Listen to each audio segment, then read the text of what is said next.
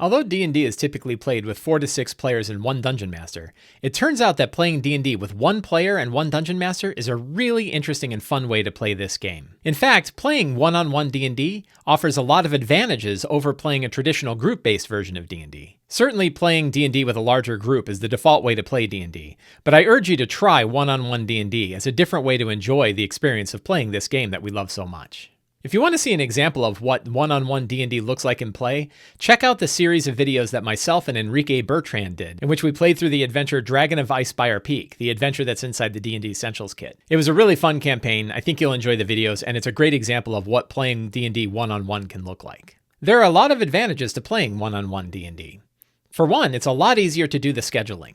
It's so much easier to find a schedule between 2 people than it is to find a schedule that works for 5 to 7 people. The games are also a lot faster, so it's easier to fit it into your lives. The story that takes place in a one-on-one game is also quite different because you can focus the entire story around a single character, and you can ensure that the player always has the spotlight because there's only 1 player.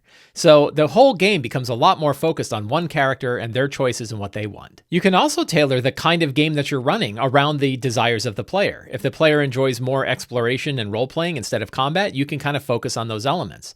Likewise, if you have a player who really enjoys the combat aspects, you can kind of focus on that. It's a lot easier to focus the gameplay around the desires of 1 player than it is to try to get the entire game to support all of the desires of an entire group. One other trick to one-on-one games is you can actually play parts of the game in different places.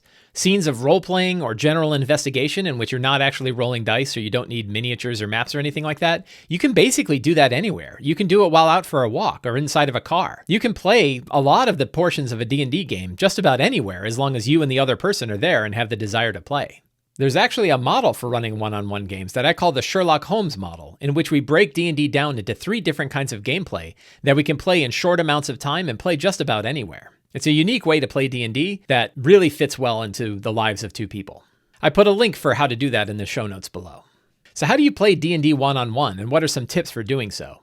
So first thing is you probably want to play with 1 character and 1 sidekick.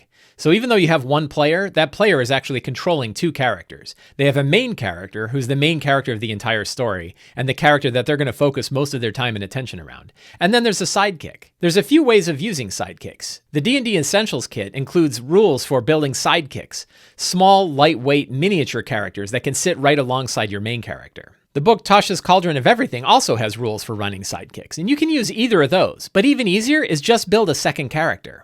You can use the regular character building guidelines that you would use anywhere else to build this sidekick. It probably helps, however, if you make this sidekick simpler in its mechanics. You can use default subclasses instead of the more complex subclasses, choose ability score increases instead of feats, and generally just keep the mechanics for the sidekick character simpler than the mechanics for the main character. Now, the way to play with a sidekick is that the player controls all of the mechanics of the sidekick. They're the ones sitting there with the sidekick's character sheet. But the DM can roleplay the sidekick. And this is how Enrique and I did it when we were running Dragon of Icespire Peak, and it worked out really, really well. The cool bit of having the DM roleplay the sidekick is you have a continual opportunity for roleplay the entire time the game is going on. It also gives the DM a great opportunity to pass information to the player through the sidekick that helps keep the game moving in the right direction.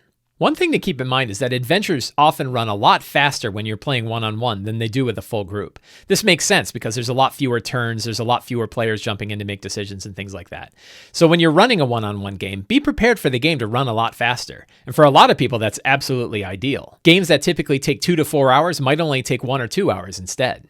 Now, one big trick is managing combat. You're not going to be able to run the same typical combat encounters that you would with a full group. 2 characters are a lot squishier than a full group of characters. There's a lot less synergy between characters, and there's a lot more at stake, because if 2 characters go down, that's the entire group. Where if 2 characters go down in a larger group, they have 3 or 4 other characters who can help get them back on their feet. I have some guidelines for running combat in one-on-one games that I'll link to in the show notes below. Generally speaking, you want to watch how many different monsters are in combat with the characters and keep that number a lot lower than you normally would. So generally, you want to think about running an equal number of monsters to the number of characters, unless you feel comfortable adding more monsters or adding more significantly weaker monsters to the battle. Likewise, you're not going to want to run legendary monsters with their full compartment of legendary actions against just 2 characters.